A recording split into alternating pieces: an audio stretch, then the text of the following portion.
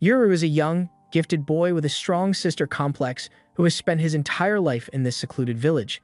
He was born at the break of dawn with his twin sister, Asa, and a prophecy foretells that he will one day command powerful demons, though Yuru himself has no idea about this prophecy. One day, after going out hunting, he returns to the village, and his friend Danji is there waiting for him at the entrance. He is relieved to see that Yuru made it back all right, but he's also annoyed that he went without inviting him along. Still, he can't exactly complain when Yuru managed to catch a pheasant all by himself. As they walk back into the village together, all the villagers greet Yuru, and he even offers to come help them with their work later today. But first, he needs to head home. Back home, Granny Yamaha and Danji's mother are busy chopping logs together, and when they see that Yuru managed to catch a pheasant, they are really impressed. Yuru asks Granny Yamaha how his sister Asa has been doing lately, and she tells him that Asa has been hard at work as usual. Yuru heads down into the cellar to see his sister, and behind a wooden cage, Asa is sitting in silence. It may look a bit unusual, but she's apparently perfectly fine with this arrangement, and as a matter of fact, she has a great relationship with Yuru. Yuru sits down next to the cage and starts telling Asa all about his hunting trip, and she's impressed by what he accomplished. However, Yuru isn't really happy about it because he was actually hoping to catch a boar or something. After all, this year's harvest has been pretty weak, so they might not have enough food to last the winter if he doesn't do something soon. Hearing that, Asa looks a little upset and asks if Yuru is planning to go down the mountain to find work, but he says he would never do that. He has been working on his hunting skills precisely so he doesn't have to go down the mountain. After all, he would never want to leave Asa's side, and she is happy to hear that. Just then, Danji's mom comes over to call Yuru out because Dara is here, and he probably doesn't want to miss him. Dara is the only person who routinely travels out of the village and back, and he always brings high-quality goods with him, like painkillers, genetically modified seeds, and all sorts of other things. When Yuru arrives, Dara asks him if there's anything he wants, but Yuru says he just wants something to give Asa, and Dara has just the thing. He tosses a ball over to Yuru, and he is grateful because this would be perfect for her. After Dara is done trading with the villagers, he leaves to head back down the mountain. Meanwhile, Danji and Yuru are busy hanging straw out to dry. Danji mentions that he really wishes he could go outside the village like Dara does. Yuru doesn't understand what the big deal is about the outside world, but Danji points out that everyone aside from Dara who has left the village has never chosen to come back, so it must be good out there. Even so, Yuru says he would be perfectly happy living the rest of his life in this village, and Danji can understand why, especially since he has Asa here. On that note, Danji tells Yuru that if he really cares about being with Asa so much, then he could just take her and leave the village together. But Yuru says that would never work because she has an important job to perform here. Just then, Yuru hears a loud rumbling sound. As he looks into the sky, he can see smoke trails in the air. Behind the scenes, a hand reaches out and crushes the barrier around the village, revealing it to the outside world. As the barrier comes down, Yuru and Danji can now see that the smoke was being created by a plane flying overhead, and the rumbling sound was from 2 helicopters. No one in the village has ever seen anything like it before. The entire village falls into chaos as the helicopters soar overhead. But this isn't a simple case of a secret village being discovered. This is a targeted military operation. The soldiers have been authorized to use deadly force, so the moment they encounter a few villagers, they immediately execute them. As more soldiers make their way into the village on foot, they begin opening fire, and gunshots echo all throughout the area. A few villagers run up to Granny Yamaha to ask if she knows what's going on. She tells them that it looks like the village's barrier was taken down somehow. She's not sure how it happened, but one thing is certain. The people invading the village are after Yuru, so they need to hide him before he gets caught. Yuru and Danji soon find the corpses of villagers who were taken out moments ago, and they are both horrified by the gruesome sight. But they can't stop now because they still need to check on their families. As they run up the staircase, they spot 2 soldiers standing there. Yuru doesn't hesitate at all before drawing his bow and striking them with arrows to the torso. Then, to finish them off, both he and Danji kick them in the head. They continue heading towards the peak, but Danji is a little worried about the fact that those dragons are still circling around the outer area. Yuru is starting to think that they might not be dragons after all, but either way, he doesn't think he'll be able to take them down with his bow, so it would be best to avoid them altogether. They soon make it to the left and right god statues, but Danji says they've still got a long way to go because he wants to check on his mom, and he's sure that Yuru must want to check on Asa. Danji is right about that, but Yuru actually has a plan to make it down to the cellar quicker.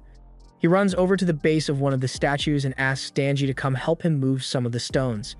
Danji doesn't understand what he's doing, but Yuru tells him to just trust the process and help. A few minutes later, once the stones have been removed, Yuru takes out a panel at the base of the statue, revealing a secret passage that leads straight down to the cellar. Danji had no idea that something like this even existed, but it's a good thing it does, because now Yuru can make it to Asa much faster. Meanwhile, back on the surface, a girl named Gabby has just been dropped off by a helicopter, right in front of a group of machete-wielding villagers. She seems to be unarmed, so the villagers aren't sure if she's a threat or not, but then she pinches her fingers, and all of a sudden, part of a villager's body gets bitten off. Kind of like Aki's fox bite. She then proceeds to take out all the villagers one after another, leaving no survivors. A mother tries to take her kid and run before it's too late, but Gabby is too quick for that, so she takes the mother's head off as well. The child is filled with absolute terror at the sight of her mother in pieces, but just when she thought the same thing was about to happen to her, Gabby tells her she doesn't need to worry because she has a rule against biting kids. However, that doesn't mean she's against mentally scaring them. Now that the villagers here have been taken care of, Gabby makes a call to let the group's troops know that it's all clear for them to come up. But to her surprise, there's no response from them. And that's because the soldiers happened to run into Dara on the way down, and he didn't waste any time taking them all down. He isn't sure what could have gone wrong for the barrier to be taken down, but it's definitely going to cause problems. So he takes out his phone and makes a call to someone named Hana to tell her that he'd like to change the rendezvous point because the real Asa is definitely in danger. Meanwhile, down in the hold, Granny is being dragged along by Asa, and when she eventually comes face to face with the imitation of her, she is absolutely disgusted by the sight. So she raises her hand, and in the next moment, the Asa in the cage has her head blown open. Just after this happens, Yuru runs into the hold, and he calls out Asa's name in horror after seeing what happened, but to his surprise, the woman in front of him raises her hand and says she's his real sister, which is why she's here to take him back, but first she's going to kill everyone else in this godforsaken village. Yuru has no idea what this woman is talking about, but he refuses to believe that she's his sister, especially not after she just killed the person he's known as his sister for years, so he draws his bow and prepares to fire. Asa uses her powers to block the shot, causing one of the hold's walls to be blown out. Meanwhile, on the ground, Dara is currently taking out as many foot soldiers as possible and making his way towards the hold, but he has to play it safe on the way there because he can't risk letting the helicopter follow him back. Unfortunately, he ends up coming face to face with Gabby, and he can immediately tell how much of a threat she is because he can see her demon teeth as clear as day. Gabby is surprised that Dara can actually see them, and that makes this a lot more interesting. She sends her teeth at Dara, but he dodges out of the way and fires a few shots at her. However, she is able to block the bullets with the teeth, so Dara needs to get creative and tosses a grenade above her, and Gabby looks genuinely scared for a second. As the explosion goes off, we cut back to Yuru and Asa in the hold, and Asa realizes she went overboard even though she had only intended to block his arrow, so she apologizes because she's still not used to controlling her powers yet. As Yuru tries to pull himself out of the rubble, that ball he had been carrying rolls out of his shirt and bounces all the way over to the fake Asa's corpse, and the second it comes into contact with the blood, a black creature emerges and grabs the real Asa's arm. Yamaha then yells for Dara to get Yuru out of here as soon as possible, and a moment later, Dara shows up, grabs Yuru, and starts running. Meanwhile, Danji is checking up on his mother when he sees Dara dragging Yuru away, and he can't believe this is happening. After Dara brings Yuru out of the secret passage, he tells him they need to get down the mountain at once because it's not safe here anymore. But Yuru doesn't feel like listening because nothing makes sense to him anymore. Dara promises to explain everything to him once they make it to safety, but escape isn't really an option right now because they've got 2 helicopters circling them with snipers on board. This is really bad because they can't move from this spot now, and if Gabby manages to find them, then there's no way they're going to escape. However, Yuru is too preoccupied thinking about the fact that Asa might be dead. He did see her move a little before Dara dragged him away, but now he's not even sure if that was the real Asa or not. He also feels terrible about leaving Yamaha behind like that, and he still doesn't know who that woman who claimed to be Asa is. But she said she was going to kill everyone else in the village, and he doesn't understand why this happened. There really isn't time for Dara to explain everything, so he just hands Yuru a jade pendant and tells him to go stick it in the hole in the ground. Yuru outright refuses because there's no way he's going right into the line of sight of that sniper. But Dara knows that the sniper won't shoot Yuru because they are here to capture him alive, so he tells Yuru to just do it already, and he reluctantly agrees. Yuru runs over to the hole, but he finds it plugged up with a bunch of dirt, so he has to start digging it out. He eventually manages to place the pendant in the hole, and he turns to Dara to ask what he should do next. But a second later, Dara slams Yuru's head right into the ground, giving him a bloody nose and causing his blood to splatter onto the pendant. Yuru gets up and yells at him for it. But the final step of the ritual required Yuru's blood to be poured onto the pendant, and now that that step has been completed, everything is finally ready. The snipers prepare themselves to take out Dara once they have a clear shot, but before they can pull the trigger, the pendant activates and the two statues release the power seal within them. As a result, two powerful demons come flying out and begin ripping the helicopters to shreds, sending them crashing into the ground. And on the other side of the village, Gabby is horrified when she sees the choppers come crashing down. Not because she was friends with the pilots, but because they were supposed to be her ride home. So now that they are gone, she's going to have to walk all the way down the mountain. Meanwhile, back on Yuru and Dara's end, they come face to face with the demons who were sealed within the statues, left and right, and they both call Yuru their master. While Yuru is still in shock over the fact that left and right are actually real, Dara walks up to them and introduces himself. Left and right have had their eye on Dara for a while, so they recognize him as a retainer, and since he's here, Right asks him if he can explain what that thing over there is. He and Left took it down because it posed a threat to Yuru, but they've never seen anything like it in all their years as demons. Dara explains that those are vehicles of the modern era, but that isn't important right now because they've got more pressing matters to deal with. Thus, he asks Left and Right to help them make it down from the mountain safely as soon as possible. However, Left and Right cut him off because they don't take orders from anyone aside from their master, and last time they checked, their master was Yuru, not Dara. Dara yells that he understands that, but Yuru doesn't understand any of what's going on. And there's no time to get him up to speed because there are at least 2 dangerous demon users in the village right now, and they need to get out of here before they show up.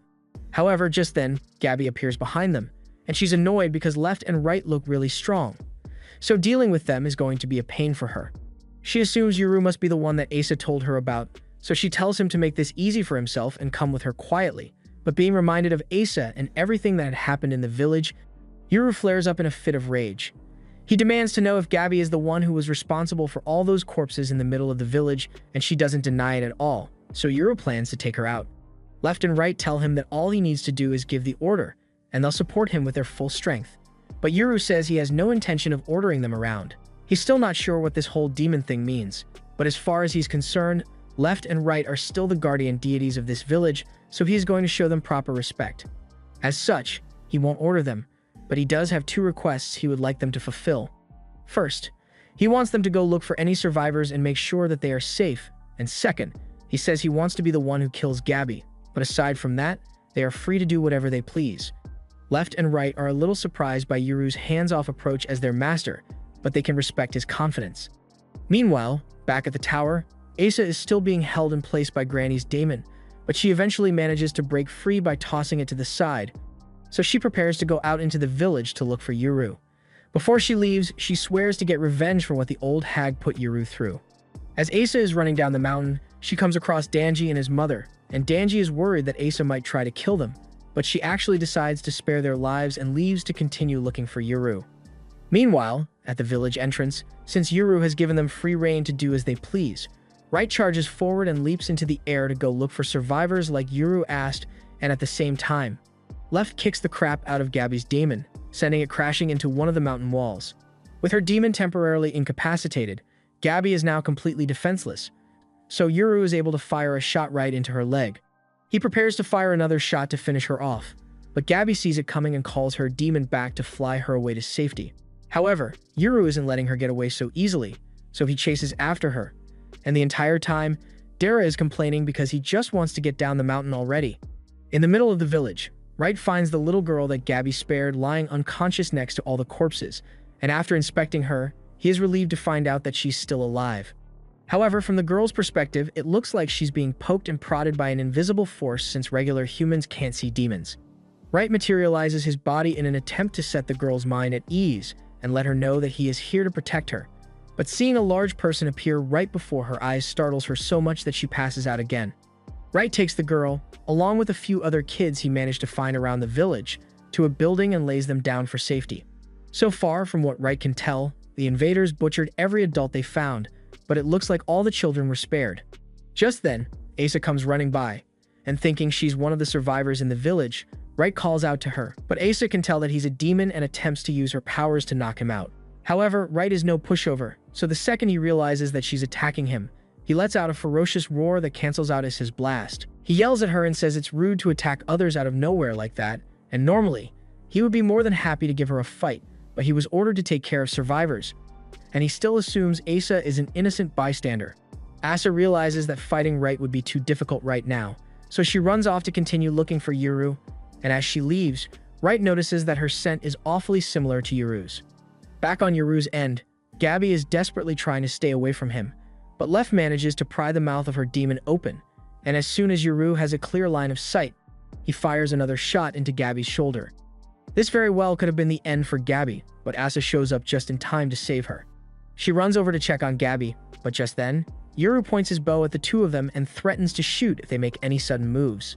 He demands to know who Asa really is, but she assures him that she wasn't lying when she said she was his little sister. Yuru doesn't think that's possible because she's way too tall to be his little sister, but she says the food down the mountain is a lot more nutritious than the stuff here, so she just grew more. Yuru still doesn't believe that this Asa is really his sister, but just then, Wright comes falling out of the sky and tells him that Asa isn't lying. He can smell her blood, and it's definitely the same as Yuru's, so there's no doubt that the two of them are related. If that's the case, then Yuru asks who the fake Asa that was kept in the hold all these years was, and Asa explains that it was a fake created by the old hag to make sure Yuru never left the village. Basically, one day, Asa and Yuru's parents said they needed to leave the village immediately, but they only managed to take Asa with them, and to prevent Yuru from running away like the others, the fake Asa was made and kept in the hold because they knew there was no way Yuru would ever abandon what he thought was his little sister. This is all a lot for Yuru to take in, and he's not sure what to do now, but Dara doesn't want things to get out of control here. So he tells Yuru to stand down and suggests they should back off while Asa is still preoccupied tending to her injured friend. Yuru tries to argue, but Dara reminds him that there's no guarantee they'll be able to beat Asa if this turns into a full-blown fight, and worse yet, the surviving villagers might get caught in the crossfire. So the best option right now is to retreat. Yuru realizes that Dara is right, so he agrees to stop attacking Gabby and turns to head down the mountain. After they've left, Gabby turns to Asa and asks why she didn't try to capture Yuru even though he was right there. Asa says she needs to take care of Gabby's wounds first, and she's just happy that her brother is still alive after all this time. Before long, Granny starts putting the village's barrier back up, so Gabby tells Asa that they need to get out of here before they are trapped. Meanwhile, further down the mountain, a couple is out on a hike together, and they are wondering what all the noise earlier was about because they remember hearing two helicopters fly in. One of them mentions hearing rumors of a lost village on the mountain where there shouldn't be anything, and if you end up wandering into that village, there's a good chance you'll never make it out again. Just then, Dara and Yuru come running down the mountain, and Dara notices that he can't see the village anymore, so the barrier may be back up and running by now. Yuru asks if that means they can never go back now, but Dara says that's not the case. It's difficult to return, but not impossible. However, Dara doesn't think that's such a good idea since the people after Yuru already know where the village is and how to get inside it, so it won't work as a hiding place anymore. As they make it to the base of the mountain, there's a girl named Hana waiting to pick them up, but she's pissed because Dara didn't say anything about him bringing along two daemons when he asked for the emergency pickup. Dara says it's a long story, but right now they need to get going. Yuru is still a little confused by all this, so Hana introduces herself and explains that she and Dara work together as daemon retainers. Dara asks left and right if they can smell any other daemons in the area right now, but they say there's nothing nearby, so they should be in the clear. In that case, Dara suggests they should probably get moving before they get some unwanted company, so he tells Yuru to get in. But Yuru says he isn't going anywhere near that thing. He has never seen anything like it before, so there's no way he's going to just walk into it. Dara understands why Yuru would be scared, so he prepares himself to give a full 10-hour YouTube video's worth of explanations about how a car works, but Hana doesn't want to sit there that long. So she just tells him that there are tiny little horses in there that make it go fast, and that's good enough for Yuru, so he agrees to get in. As for Asa and Gabby, Asa is done giving her first aid, so now they are just waiting for their pickup to arrive. Gabby is worried that they might still be trapped inside the barrier, preventing their team from finding them, but Asa says that isn't an issue. She knows they aren't in the barrier's range because she's getting signal, and even if they were, she could always just break it open again. A few moments later, Jean arrives with a full team to take Asa and Gabby down the mountain, so he tells his men to get the stretcher ready and load Gabby in. He asks Gabby how her wounds are doing, so she explains that she's still got an arrow in her shoulder, but the one in her leg has been taken out already, so she just needs a few stitches. Jean is a little concerned by the fact that Yuru isn't with them since getting him was the entire point of the mission, but Gabby says he just got away. Honestly, she's surprised that Jean didn't run into him on the way up here, but Jean assumes that he must have used a shortcut that isn't listed on the map. Finding him would be easy if they still had their helicopters, but they already lost both of those as well as all the soldiers they came with, and they didn't even manage to capture Yuru, so Jean is going to have a hard time explaining this one to the higher-ups. Gabby mentions that Yuru escaped with a guy named Dara, and hearing that makes Jean even more concerned because he realizes that Gabby must be referring to the Tadera, and he knows just how dangerous those retainers are, so he's starting to wish he had brought his daemons with him. Meanwhile, on the ride down, Dara explains everything that happened on the mountain, and he says he is pretty sure the ones behind the attack were the Kagmori.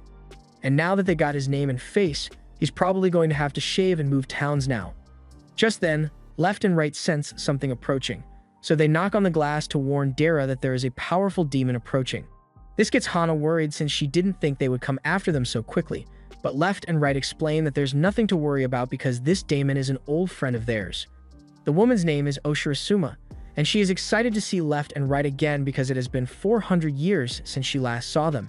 She asks if this means they have finally found themselves a new master, and they both confirm it, bragging that their master happens to be one of the twins that divide day and night. Oshirasuma is happy for them, and she asks what they intend to do now, but they are honestly not sure. Dara says they can hide out in a human city or something, so that's where they are headed, and Oshirasuma says she'd love to hear all about it when they get back. She then flies away, and once she's gone, Dara and Hana start freaking out because they never thought they'd get to meet her, but Yuru doesn't understand what the big deal is. The two yell at him to show some respect because Oshirasuma is a legit god, but hearing that makes Left and Right grumpy because they are gods too, yet they weren't given that kind of reverence. Dara and Hana explain that there are several different categories of demons.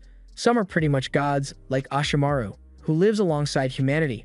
Some get directly involved with humanity and grant blessings, while others lead people to commit crimes. Meanwhile, back on the mountain, two soldiers who manage to survive are trying to make their way down, but they soon realize that no matter how far they walk, they never make it past that rock over there. So they must be trapped inside the barrier, and that means they can never leave. Before they get to town, Dara and Hana stop at a rest stop and tell Yuru that he's going to have to change clothes so he can blend in more easily. They also give him some onigiri to eat, but Yuru has never seen such luxurious and thoroughly processed food before, so he asks them if this was a gift from the gods or something. Yuru absolutely loves the taste, so Dara offers to give him some more, and Hana jokes that he's acting like a grandma right now. But hearing that, Yuru is reminded of what happened at the village, and he wishes Asa were here to try this because she'd probably love it. Just then, Right gets Dara's attention and asks him what this place is because he has never seen anything like it before, but Dara doesn't really know how to explain it. He tells Right that it's a spot where people can rest and restock when they are on long journeys, and both Left and Right seem amazed by the concept. Dara tells them they can come take a look inside if they want, but Right turns him down because it is their duty to stay by Yuru's side. And as such, he tells Dara and Hana that they can head inside and have a meal, and while they are gone, Left and Right will ensure that nothing harms Yuru. Dara and Hana decide to take them up on their offer, so the two head inside, but before they leave, Hana warns them not to touch the wheel of the car. Left and Right agree, but they ask her if she's not going to feed this strange horse, but rather than explain that it's not an actual horse, she just tells them that she fed it earlier. Inside, Dara and Hana have a nice meal together, and Hana asks how much Dara has told Yuru about the situation. Dara says he hasn't actually filled Yuru in on much since he seemed pretty shaken after he found out that the Asa he had been living with all these years wasn't his real sister. He didn't want to give him more than he could handle in one go, but Hana thinks he's being a little too nice. On another note, she asks Dara where he plans to take Yuru after this, and Dara can't take Yuru back to his usual house since his name and face have been compromised, so he's going to ditch that place. Hana tells him he's got it rough since he's technically homeless and has to take care of a kid, but Dara reminds her that it's her job to help him handle the situation. Hana understands that and promises to do everything within her power to help, and Dara is glad to hear that because he tells her she's going to have to marry him. Hana says she's not in the mood for that kind of joke, but Dara isn't joking about this. He says that if they are going to protect Yuru, then they need to blend in as much as possible, and the last thing they'd want is people spreading rumors. Hana asks what getting married has to do with any of that, so Dara asks how exactly he's supposed to explain having Yuru to his new neighbors if he doesn't have a wife. People are either going to think he's divorced or that his wife has died, and that's a breeding ground for gossip. Hana can't really argue with that logic, but she still hates the fact that she's going to have to get married for this. Meanwhile, out in the parking lot, Left and Right are searching all around the car to try and figure out where the horses are being stored, but just then, Yuru realizes that he ate all the food Dara and Hana left and he didn't think to save any for Left and Right. But they tell him there's no need to worry because they don't require food like humans do. Yuru is glad to hear that, but moving on to a more serious topic, he asks them to tell him everything they know about him and his sister. Unfortunately, there's not much they can actually tell him. For the past 400 years, Left and Right have sat unmoving in front of the village, so they don't know much about what goes on outside the village, or what happens inside the village for that matter. That said, they did see the people who came and went in and out of the village, and one day, they heard them talking about how a pair of twins who split night and day had been born. A few years after that, they started seeing Yuru's dad taking Yuru out on hunting trips, but they never saw even a glimpse of Asa during those years. They began to fear that Asa may have died shortly after birth due to an illness of some kind, but then one night 10 years ago, they saw Yuru's parents frantically fleeing the village with a little girl in tow, and that little girl had the same blood as Yuru, so they could tell that she was his sister. Yuru has finally accepted that that girl is really Asa, but he still doesn't understand why she would lay waste to the village, or why his parents ran away with her but left him behind. The only way he's ever going to get the answers he wants is by talking to his parents, and the only way he's going to be able to do that is by finding Asa and asking her to lead him to them. A little while later, Dara and Hana return, and Yuru notices that Hana seems a little upset, so he asks her if something is wrong, but she doesn't want to talk about it. She just tells Yuru that from now on, she and Dara are going to be his guardians, and that means they'll be responsible for him if he gets into any mischief, so he had better do his best to stay out of trouble. And speaking of trouble, she tells him that he's going to draw attention if he keeps sitting up there like that. So Yuru apologizes and gets down, but he asks if they are going to be okay since Left and Right have to sit up there during the car ride. Hana tells him that those two are fine because the majority of humans can't see daemons unless they themselves have a daemon or the daemon allows itself to be seen. A little while later, they all get back in the car to continue their journey, and along the way, Yuru asks Dira about the Kagomori clan he mentioned earlier, wondering if those guys are daemon users as well. Dira confirms that some of them are, and they are a major pain in the butt for him. They used to be allies of the village who lived down the mountain, but due to ideological differences, they split off, and Hana tells Yuru that he's better off not getting involved with people like that if he can avoid it. As for how they are going to avoid being tracked down by the Kagomori, Dara says he has a list of people they can trust. Meanwhile, in a building downtown, a woman is currently being chased down the hallway by a killer, and for someone who is running for her life, she's doing a terrible job because she gets to the end of the hallway, and instead of turning, she waits there for a solid 10 seconds to give the killer time to catch up. She then runs over to the elevator and gets in, but before the door could close, the killer catches up to her and gets in as well. He then starts inching closer with the knife, but just when he is about to stab the woman, her body begins to bend and twist, revealing that she was just a trap made using an anglerfish. And now that there's nowhere for the killer to go, the anglerfish begins devouring him. Meanwhile, Jean, the owner of that daemon, calls the woman who told him about the murder and assures her that she doesn't have to worry because he won't be causing any more trouble. At the same time, the murderer is getting pulled down by the anguished souls of all those he had killed in the past, and a little while later, when the elevator door opens, there's nothing left of him. A nearby woman is mortified when she sees the daemon leave the elevator, and as soon as Jean realizes that she's capable of seeing daemons, he tells her she had better keep this a secret. Back with Yuru, after the group reaches another rest stop, Yuru asks them to tell him everything they know, but they say they don't know much either. They aren't filled in on all the details by their higher-ups, and the job is basically just something their families have done for generations. Basically, Dara received 2 orders, to keep outsiders away from the village and to make sure the twins don't fall into enemy hands. Otherwise, all he does is relay info to the village and deliver supplies every now and then, and it's not really his place to question what the higher-ups ask him to do. So there are likely a lot of things that are kept secret from even him. Also, while on the topic of secrets, Dara informs Yuru that his real name is Ryu Tadera, but Yuru can still call him Dara if he wants to. Yuru recalls that, in the keep, Granny Yamaha seemed terrified by the idea that he would be taken, so much so that she just told Dara to get him out of there instead of helping her fight, so Yuru wants to know what makes him so special. Dara explains that there is a prophecy, and it says that when a twin boy and girl are born on either side of a sunrise during the equinox, the world will fall into chaos, The last time twins like that were born was 400 years ago, and in that era, war had split the nation into North and South, and further conflict had split both sides into East and West, and on both occasions, Daemon users were manipulating things behind the scenes. Yuru asks if this means he and Asa are cursed to destroy the world, but Wright says that's not necessarily the case. It's just that there are those who would wish to abuse their powers to that end. Yuru asks Wright what he means by powers, since he has never had any kind of special ability, but Left tells him it's only a matter of time before he awakens it. As a matter of fact, judging by how Asa was moving back in the village, she has likely already awakened her power, and since Wright saw it firsthand, he is certain that it was the power of Break. Break is the ability to forcibly unravel all things, and even the strongest barriers are no match for it. But there's another half to the ability. Seal, the power to forcibly close anything, and they are generally considered to be equal in strength. Yuru had never heard about any of this before, but it does explain how Asa was able to get into the village's barrier. But speaking of that barrier, Yuru never even knew there was a barrier in the first place, so he asks how Dara was managing to get in and out all the time. It's a bit complicated, but there's a specific route you've got to take to get through the barrier, and it involves a lot of twists and turns. So it's a real pain in the neck for Dara to remember it all the time, but it needs to be complicated so regular people don't end up wandering in. That said, it's not unheard of for people to accidentally follow the right path to get in, and as it turns out, Yuru's mother was a woman who happened to perfectly meet those conditions. Yuru recalls hearing his mom mention at one point that she came from somewhere far away from the village, and that she hoped she'd be able to return someday with her entire family. But this just adds even more questions to Yuru's list of things he's not sure about. The next morning, Hana leaves to go apartment hunting.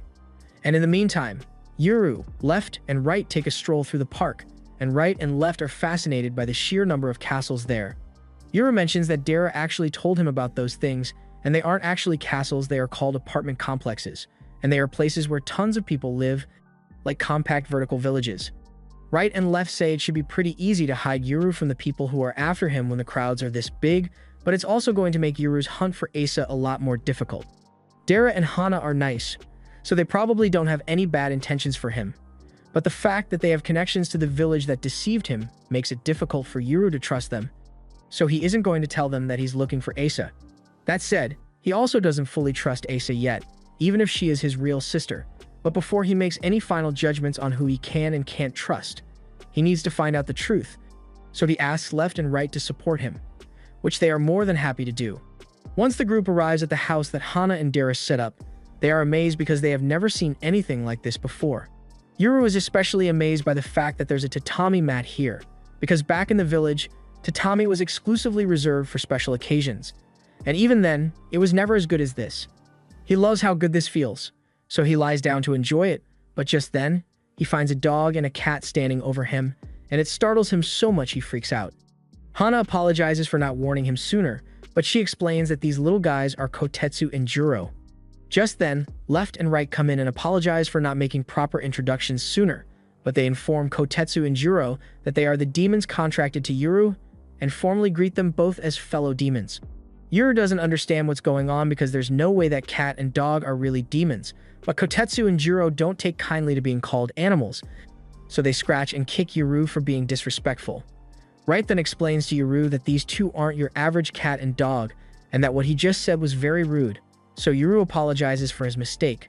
Moving on, since Dara and Hana are technically married now, they have decided to take Hana's last name as the name of the family, especially since Dara's name and face were already compromised. So Hana tells Yuru that if anyone asks, then his last name is now Dana. Yuru is surprised to learn that Dara and Hana both have last names, and he is worried that he has been disrespectful to them all this time because he now assumes they are lords, but Hana tells him that everyone around here has a last name, so she's not a lord. However, Dara then tells Yuru that Hana technically is a lord because she owns a mountain, and he's not wrong, but Hana says it's just something she inherited from her family, so it isn't maintained, and she can't exactly sell it to cash out either. In that case, Yuru asks her if she'd be okay with him hunting there in his free time, but Dara tells him that he's going to need to get a license to hunt, which makes no sense to Yuru, but those are the rules down here. Meanwhile, over in the Kagomori HQ, Asa is busy practicing with her powers, and she's trying to improve her accuracy by limiting her blast to the apple, and while she did manage to hit it at low output, when she tried using a little more force, she missed the target completely and blew a hole in the garden. Just then, her master returns home. And he's glad to see that Asa is hard at work training her powers, but she apologizes to him for destroying his garden in the process. He tells her there's no need to feel bad about it since it's just a yard, but it will need to be cleaned up. So he asks Jean to take care of that for him. And Jean passes the task off to his daemon, who eats the destroyed items. Anyway, Asa asks if there's a reason the master came to visit today. So he explains that he's here because he wanted to check on Gabi after he heard that she was injured in the line of duty. Gabi is surprised that the master came all this way just to check up on her, and she tells him he didn't have to do that, but she does appreciate the gesture. Asa asks Gabi if she would like an apple, and Gabi says yes, but then Asa realizes that she doesn't have a knife to cut it the way Gabi likes. Fortunately, Jean has her covered and has Makoto pull out a knife he keeps stored in there, but Gabi is a little hesitant to accept food cut with a knife that Jean probably used to stab someone. A little while later, some tea and snacks have been prepared for everyone, and the master tells Gabi that he wants her to focus on staying put and resting up so she can recover from her injuries. He also tells Asa that he wants her to stay here with Gabi. Now that Yuru is down from the mountain as well, it's safe to say that word is going to spread fast that both twins are in the city, and once that happens, it's likely that people might start coming after Asa as well. Thus, it's safer for her to stay here for now. As for the situation with Yuru, the master has instructed Jean to work on finding him as soon as possible, but that's not going to be an easy task for him, especially since he doesn't even know what Yuru looks like. Gabi realizes that she probably should have taken a picture of him when she had the chance, but there's no changing what happened now, so they go with the next best option and start drawing portraits of him. Unfortunately, Asa and Gabi aren't very good at drawing, but Gabriel over here is great at drawing, so he makes a pretty good picture. Jean says he will begin his search as soon as possible, but before he leaves, Asa catches up to him and warns Jean that Yuru's daemons have a good sense of smell, and they were able to identify her from the smell of her blood, so he should be careful of that. Later that night, back at home, Dara has just finished shaving his beard as a measure to avoid being recognized, but Hana really doesn't like the new look. Dara is about to head out, but he hasn't seen Yuru in a while now, so he asks Hana if she knows where he ran off to. Hana remembers Yuru mentioning that he wanted to go out on a walk to get the lay of the land, and that's fine and all. But Dara happens to notice that his knife is missing, and if Yuru took it, then if he gets found by the police, he will look really suspicious. Meanwhile, Yuru, Left, and Right are all standing on a nearby building, and he is still amazed by just how big the city really is. Left and Right ask him if he's worried that it will be difficult to find Asa in a place with so many people, but Yuru already has a plan for that. He remembers Left and Right saying they could track things by smell alone, so he tells them that all they need to do is to look for the smell of daemons and the smell of Asa's blood, and eventually, they'll find her. That's good enough for Left and Right to start their search, so they transform and drag Yuru into the skies so they can start looking.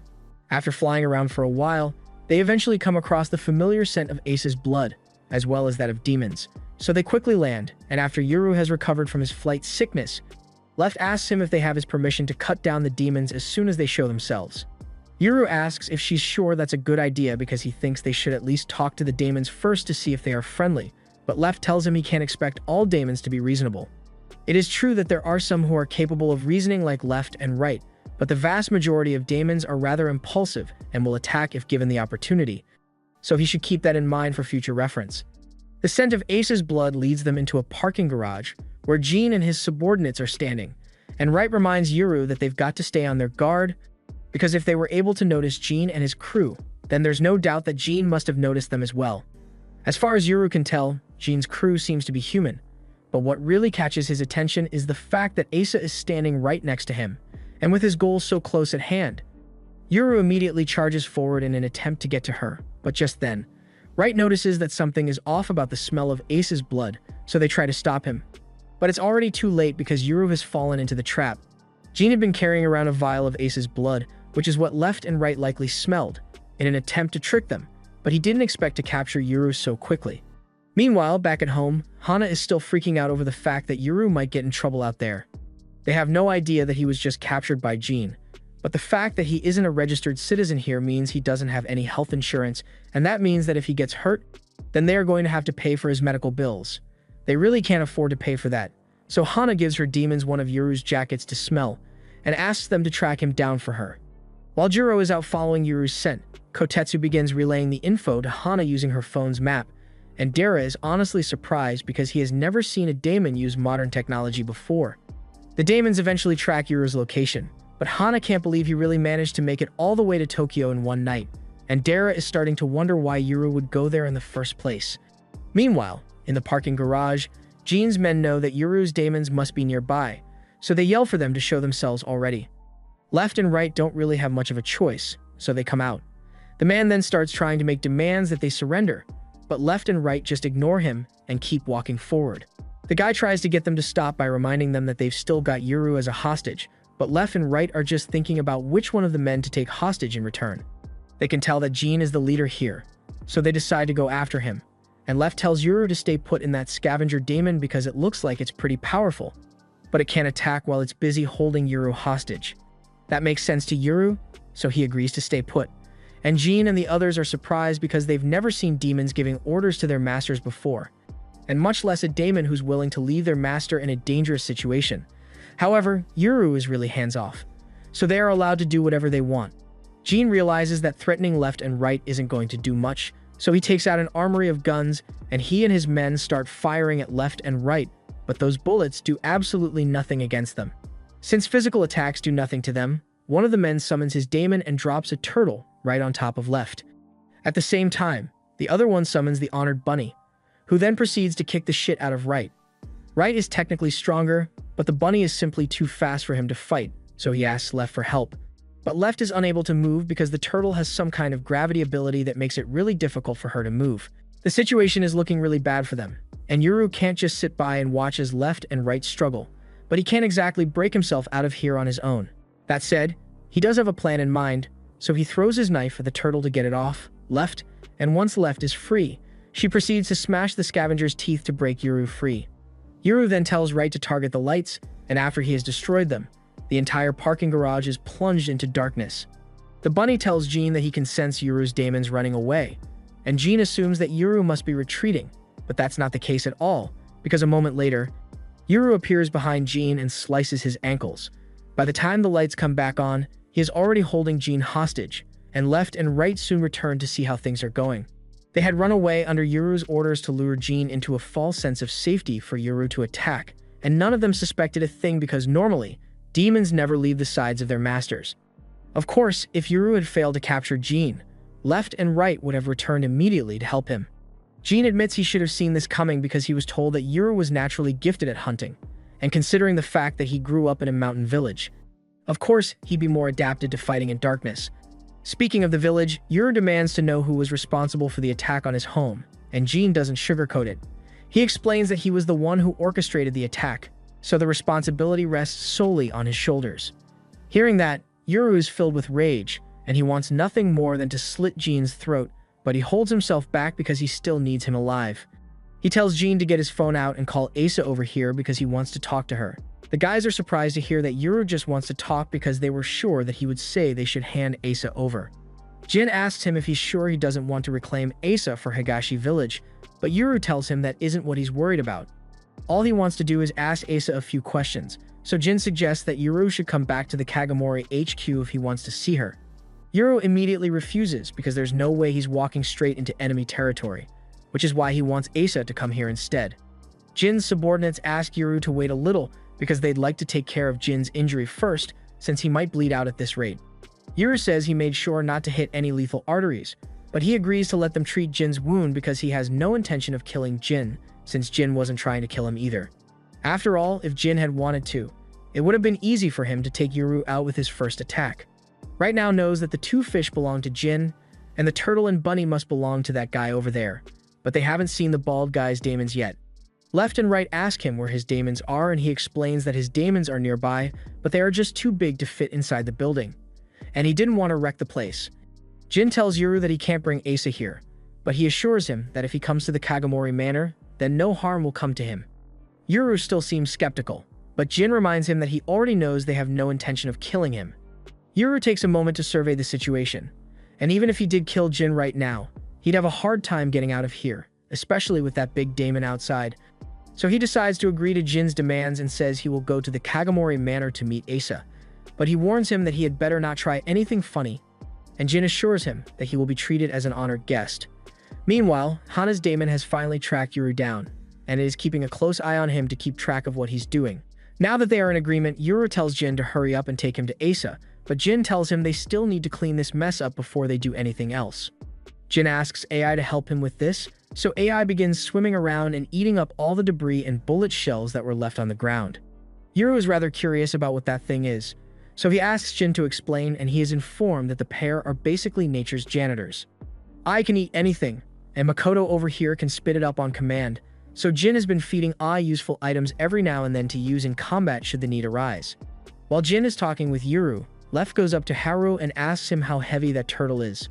Haru doesn't really know since he has never tried weighing it before, but he tells her that it can get even heavier than before. And hearing that is a serious blow to Left's pride, so she vows to train even harder from now on. Right also has a bit of a rivalry going on with the bunny since he doesn't like the fact that he was losing to it for a while back there, and the bunny wastes no time mocking him the second it gets the chance. This pisses right off. So he asks Yuru if he knows anything about hunting rabbits, and Yuru casually responds saying rabbit meat makes good broth, which scares the shit out of the bunny. Just then, a security guard who happened to hear all the commotion comes down to see what's wrong, and to avoid drawing suspicion. The group plays it cool and acts like they were just innocently standing there when the light bulbs all blew up all of a sudden. The guard is really confused, but he doesn't think they've done anything wrong, and he can't see the daemons either, so he doesn't see anything wrong here. Back at the Kagamori Manor, Asa was asleep when she got the message from Jin telling her that he's on his way here with Yuru, and the second Asa sees that, she freaks out and goes to wake Gabby up to tell her the good news. Gabby is surprised that Jin was able to find Yuru so fast, and now Asa is panicking trying to figure out what to wear when she meets Yuru. Along the way, Jin also calls the clan head and informs him that Yuru has agreed to come to the manor, and the head is pleased to hear that. But he's not at the manor right now, so he asks Jin if he could convince Yuru to wait until he gets back. He was originally planning to relax at a hot spring for the night, but if Yuru is really coming, then he's going to cancel his plans and head right back immediately. But before he goes, he asks his assistant to take this sick picture of him standing on top of a daemon so it looks like he's floating midair. They eventually arrive at the Kagamori clan home and drive in through the front gate, but Left and Right are confused because they had heard that the Kagamoris have tons of demons, yet they don't sense any daemons nearby at all. Jin explains that that's because they are still in the public section of the compound, and they should start sensing the other daemons once they pass the barrier. Once they pass through the barrier, just like Jin said, Left and Right can now sense tons of daemons all around them. Meanwhile, back in the house, Gabby's daemon informs her that Yuru has arrived, and as Asa is about to head out to meet him, she asks Gabby if she would like to come with, but she has no interest in meetings with the guy who put 2 holes in her body. She also still has quite a bit of trouble walking since her leg is messed up, so she has to stay back regardless. Outside, Hana's daemon has just tracked Yuru to the estate, but it can't go inside because of the barrier, so it just relays the information to the others. Dara and Hana are still desperately waiting to find out where Yuru is, but they are both extremely disappointed to find out that he's in Kagamori territory. They assumed he must have been captured when he went out on his own, so Dara gets up and gets ready to go pick him up. As he's heading for the front door, Hana asks him if he wants her to drive, but Dara says he will handle this one alone, since the Kagamoris already know who he is, and he wouldn't want to blow Hana's cover as well. Meanwhile, Yuru and the others have just arrived outside the front entrance of the Kagamori Manor, and they are amazed by how huge it is since they've never seen a castle like this before. But just then, a man named Asuma walks up to them. Jin isn't all too happy to see Asuma, so he asks him what he's doing here, and Asuma says that he simply heard that the other twin was coming here, so he wanted to come see for himself. Jin asks him how he knew about that since he only told Asa and the clan head about Yuru, and Asuma is starting to seem a bit suspicious, but he just makes up an excuse and says he overheard the news. A few moments later, Asa comes outside, and she is really happy to see Yuru again, so she asks if it would be weird for her to hug him, and Yuru shuts her down immediately because he still barely knows anything about her. He says he came because he has a few questions to ask Asa, and Asa says she's willing to answer anything, but before that, Yuru says they should probably take care of Jin's injury first. Asuma chimes in and suggests that since Jin is injured, maybe he should show Yuru around the manor instead, but Jin cuts him off and tells him that Yuru is his guest, so he has no business with Asuma. Asuma takes the hint and decides to leave Yuru alone, and as he is walking away, Jin asks to have someone stand guard by the gate and tells Yuru to stay close to him inside the manor, just in case. Once they get inside, they take Jin to the infirmary so he can get some proper treatment for his ankle, and the doctor can hardly believe that he got his ankle cut by a machete. After Jin has been patched up, He remembers the blood he's carrying and hands it back over to the doctor. Speaking of the blood, Yuru thinks it's despicable that they would cut Asa just to lay a trap for him with her blood, but Asa explains that it was actually her idea to use her blood. And with modern technology, drawing blood is easy and almost painless. Asa also mentions that the Kagamoras feed her a ton, so losing a little blood won't affect her at all. Yuru is still having a hard time wrapping his head around all of this, but then Asa asks him if now is a good time to ask for a hug again, and Yuru turns her down again. Speaking of hugs, he asks why Asa is so big when she's supposed to be the same age as him, and Asa explains that the food down here is really nutritious, so if he eats it for a while, he's bound to have a growth spurt as well, and Yuru admits that he really does like the rice they have here. But that's beside the point. He came here to ask questions. So he walks up to Asa and asks her where their mom and dad are, because he wants to see them. However, Asa tells him that their parents aren't here, and she has no idea where they are. It's a long story, so Asa asks Jin to fill Yuru in on all the details. Jin explains that a lot happened after Asa and Yuru's parents fled the village. Eventually, they settled into their new lives down here, and at one point they decided to visit Yuru's mother's hometown. Yuru recalls his mother mentioning that she used to live down the mountain to him at one point, and she said she'd take him there someday.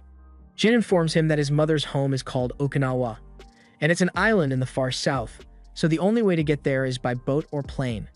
As far as the people from her home knew, she had gone missing in the mountains when she went hiking and never came back, so they all thought she was dead, and Yuru's mother wanted to let them know that she was okay, so she and Asa and Yuru's dad left Asa in the care of the Kagamoras and got on a plane to visit. However, when the plane landed, they were gone. Yuru asks how that's possible, but they aren't sure, because when the plane took off, they were definitely on the plane, so they must have vanished during the flight. They had a daemon-wielding guard with them for protection, but he vanished as well. Yuru thinks the guard might have been in on it, and Jin doesn't deny that possibility, but they have no way of knowing for now. Yuru yells at Asa and asks how she could ally herself with people who allowed their parents to go missing, but she still fully trusts the Kagamoras because after they left the village, they were constantly being targeted by assassins, so if the Kagamoras hadn't taken them in, they probably would have died long ago. While all this is happening, an unknown group is preparing to attack the Kagamori estate, and they think this is the perfect opportunity because not only are both twins present, but both Gabby and Jean are injured, so they won't be able to fight back. They are still a little hesitant since Yuru's daemons are quite strong, and Asa is pretty powerful in her own right, but her powers should be weaker at night, so they decide to launch their attack. All of a sudden, left and right sense something approaching, so they look out the window and see two Yoon and gang demons charging at them. While that's happening, Gabby is still sound asleep, so Teth tries to wake her up because there's danger close by. Gabby eventually gets up, and that's when she notices these two forbidden experiment-looking demons at her door, but she isn't worried because with teeth, taking care of them should be light work. As for Yuru and the others, they are currently running through the building trying to escape the demons, and Yuru is mad because he thinks Jin led him into a trap, but Jin tells him that those daemons don't belong to the Kagamori clan, so intruders must have broken through the barrier. If that's the case, then he asks if it's okay to destroy the daemons. Jin says that ideally he wants to capture their master, because the daemons are just following orders, and specifically capture them because if a daemon's master is killed before it is transferred to a new master, it will essentially become a ghost and vanish in a few decades. Yuru understands, so he promises to try not to kill the master when he finds them, but for now, he asks Jin if he has a bow and arrow in there that he can use, so Jin asks Makoto to spit something up for Yuru, but Yuru has never seen bows like this before, so he's not sure if he's going to be able to use them, but he's still going to try anyway. Yuru fires an arrow at the daemon, but he completely misses because the bow isn't properly adjusted. Meanwhile, Jin makes a call to Gabby to see if she's doing alright, and she tells him that she was attacked, but it's nothing to worry about. More importantly, she's wondering how these guys even managed to get into the manor in the first place since this place is protected by a barrier. But in any case, they are going to have to stop the attackers if they want to get some answers. So she asks Jin if she has permission to kill, and he tells her she's free to do as she pleases. So Gabby bites the head off one of the demons while its partner was trying to rescue it, and shortly after, she proceeds to take out the second one as well. Meanwhile, Jin and the others are still running through the halls, and since Gabby seems to be doing fine on her own, Asa says she's going to try to stop those two with her power, but she apologizes to Jin in advance because she's probably going to wreck a good chunk of the mansion in the process. Jin tells her it's fine, and that he will cover for her if she gets in trouble with the master, so Asa gets ready and asks Yuru to help her create a distraction so she can attack. However, before Asa could use her ability, the two daemons fused and activated their ability, trapping Yuru and Asa in two separate rooms of white and black. Meanwhile, back in the real world, the others are shocked by the sudden disappearance of Asa and Yuru, but they can tell that the demon had something to do with it. The daemon immediately attempts to run away, but Haruo already saw that coming, so he drops his turtle right on top of it, pinning it to the ground so it can't escape. He's not exactly sure what happened just now, but if this thing has the power to make people disappear, then there's a chance that it may have had something to do with the disappearance of Ace's parents. Jin agrees with Haruo, so he tells him he's free to use whatever means necessary to keep that thing in place. But Haruo mentions that there are still quite a lot of enemy demons around, and both left and right disappeared as well, so it's up to Jin to handle them even though he's injured. Meanwhile, Asa still finds herself trapped in pure darkness, and she tries calling out to see if anyone else is here, but it looks like she's completely alone. And she's starting to panic because it reminds her of how she used to be kept all alone in the village. However, before she has a full breakdown, Right speaks up and tells her she isn't the only one here. Right is surprised by how dark it is here because even he can't see a thing, but he can still smell his way around, and from what he can tell, Asa has the scent of fear coming off her. He asks if she's afraid of the dark or something, and Asa admits that she hates being alone in dark places, so Right pats her on the head and assures her that there's no need to be scared because she isn't alone. That makes Asa feel a lot better. But she's still really worried about Yuru, so she asks Right if Yuru is somewhere in here as well. Right tells her he can't smell anyone else in this area, so they are likely the only ones here.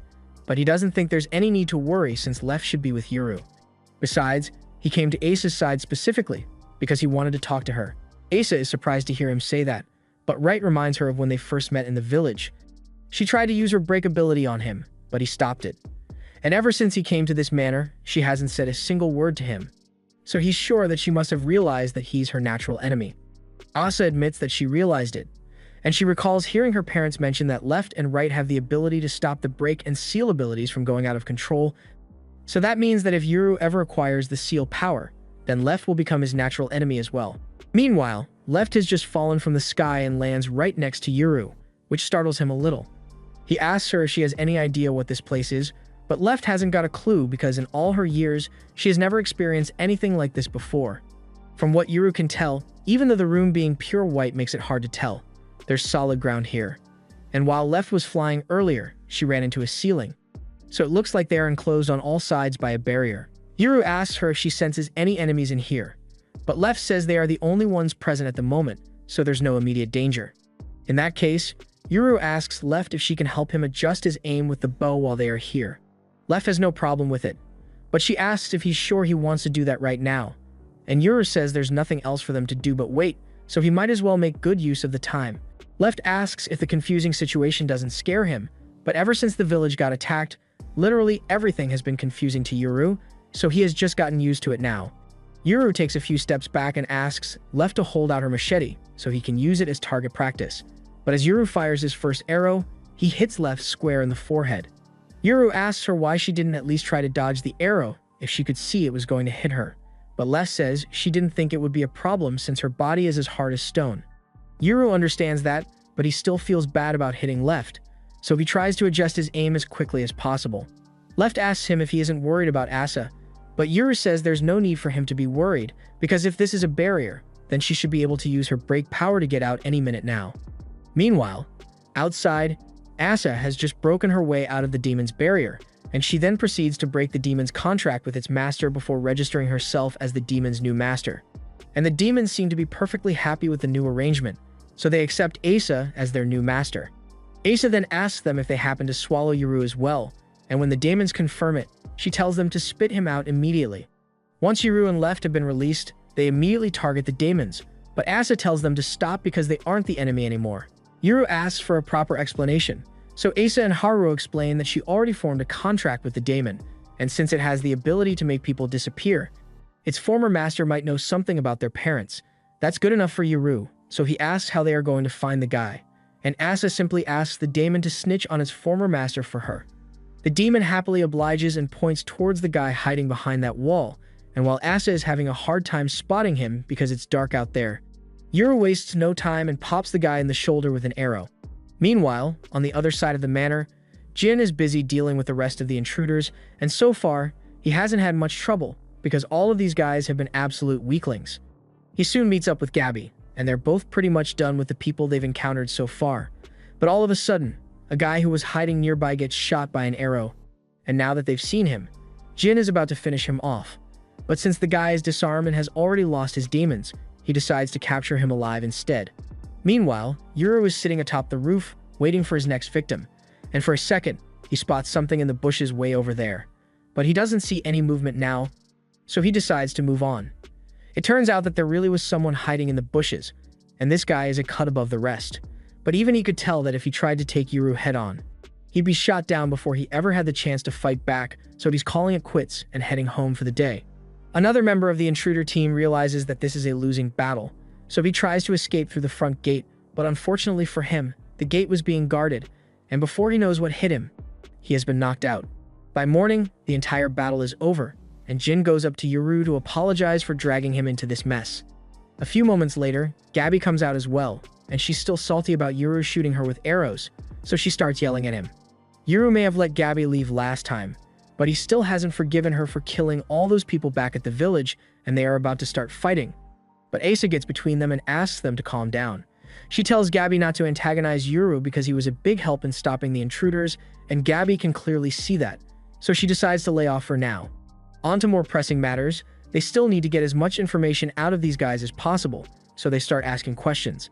First, they go up to the guy Yuru shot in the shoulder and ask him why he attacked.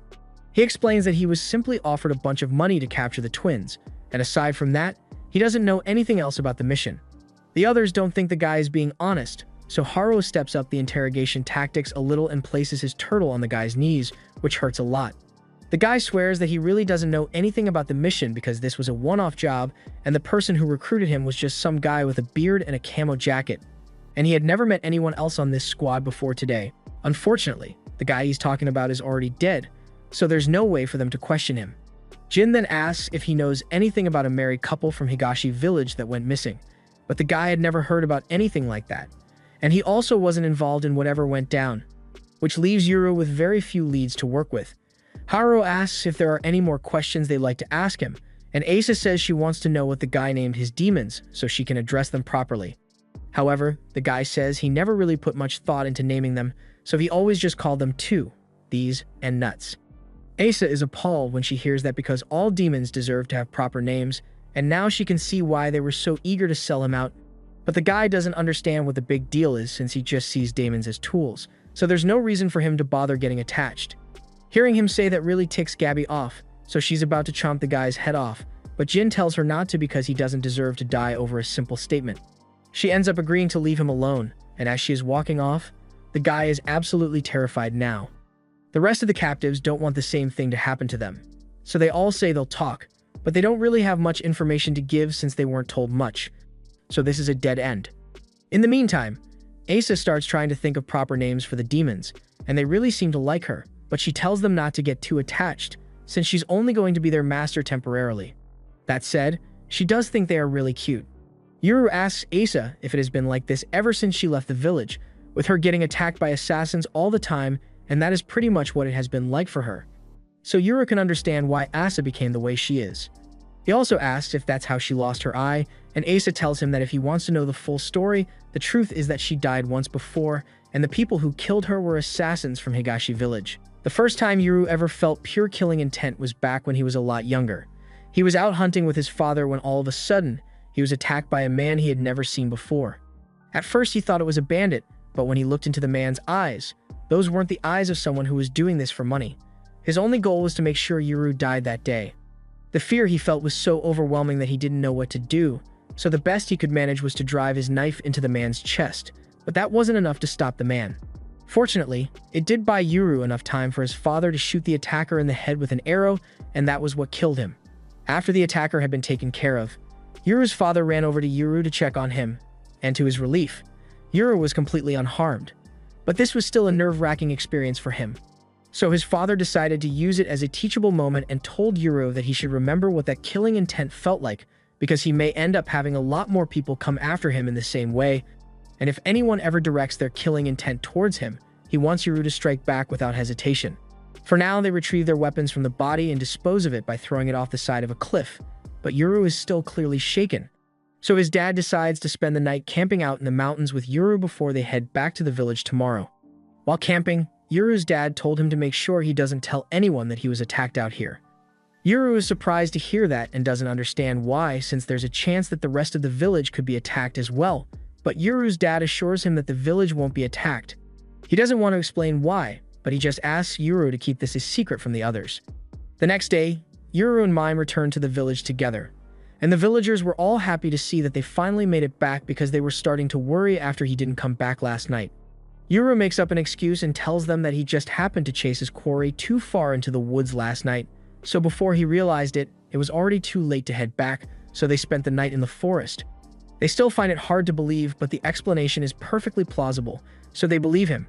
Mine and Yuru continue further into the village until they eventually run into Granny Yamaha, and Mine tells her the same story to explain why he and Yuru didn't come back last night.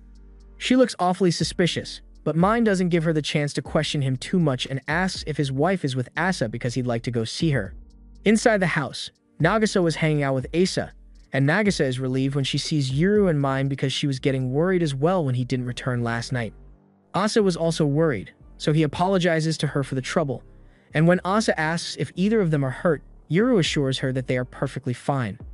He then sits down to start telling Asa all about his day, and while he is doing that, Mine whispers over to Nagisa to tell her about the attack that happened, and when she hears what happened, she goes wide-eyed because she knows what that means. Shortly afterwards, Yuru's parents fled the village, and he was led to believe that they abandoned him and Asa when they fled, but it turns out that he was the only one left behind, and the Asa he spent the last 10 years of his life with was an imposter, or at least, that's what Asa has told him so far, but he can't guarantee that all of it is true. And then Asa goes on to tell him that she was once killed by a Higashi village assassin. After they had fled the Higashi village, the Kagamuras took them in, and things seemed to have calmed down a bit. But then, Asa's parents went missing, and then last year, when she turned 15, she was kidnapped by 2 Higashi assassins and died once, which is how she awakened the power of break. After she died, she found herself in a space of pure darkness with a skeleton road leading to the daemon over there. At first, Asa was really confused by everything that was happening since the last thing she remembers was having her neck cut by those Higashi assassins, and the daemon informs her that she died as a result of her injuries. Upon hearing that, Asa asks if that means this is hell, but the daemon tells her it's not. This is a space that exists just before the Shadow Realm, kind of like a boundary between life and death. Asa is rather shocked that the legend really is true, because it mentions something about the twins traveling to the Shadow Realm to gain the powers of a daemon, but the daemon says that last part was a translation error because she's never actually going to get all the way down to the Shadow Realm. Even so, that still means that the people of Higashi intentionally tried to kill her, and the daemon says that's likely because she can't gain the power of break unless she dies. Now she has 2 choices to choose from. She can either accept the power of break and be revived, or choose to remain dead. And if that's the case, then all she needs to do is step off the path and fall down into the Shadow Realm. However, if she chooses to accept the power of break, she will be able to break anything, like the head of an enemy commander or invisible barriers. With that kind of power, she may even be able to become a hero, but it is not without its downsides because from the day she awakens the power, she will be surrounded by people who wish to use her power for their own selfish goals. As such, she may end up experiencing a living hell from which there is no escape, but Asa says her life couldn't get much worse than it already is. Her mother and father were already kidnapped because of her, and if she weren't born, then none of this would have happened. But as she says this, she realizes that Yuru is in the same boat as her. So she asks the daemon what happened to him. The daemon tells her it doesn't know where Yuru is or how he is doing, because he is going to go to the place where the power of seal is, not here. Asa can't stand the idea of dying while not knowing if Yuru is safe or not, especially since he's going to have assassins coming after him just like they did with her at some point, so she can't let herself die yet. She chooses to accept the power of break, and back in the real world, we see Asa being held captive in a dark, empty room by the Higashi village assassins. They had just slit Asa's throat and were waiting for her to revive according to the legend, but it has been quite a while, and they are starting to worry that they may have messed up the ritual. They are sure that she's the right little girl since they remember seeing her locked in that dark cage back when she was still at the village, but if she hasn't resurrected yet, then that must mean they did something wrong. They start panicking at first, but then they remember that they still have Yuru, and he has been completely brainwashed by Higashi village, so he will do whatever they tell him as long as they use that fake Asa to force his hand. But just as they say this, Asa regains consciousness, and she doesn't take too kindly to those two talking about using her brother like that. So she activates the power of break to break free from the ropes around her wrist, and the second her hands are free, she proceeds to break the two assassins with one punch. Meanwhile, outside, Gabby was searching throughout the alleyway looking for Asa, and when she finally found the building she was being kept in, all she saw was Asa sitting alone in her chair with two bodies on the floor. After that day, she has killed a lot more people than she ever thought she would, and she apologizes to Yuru because after the things she has done, she probably isn't the innocent little sister he remembers anymore.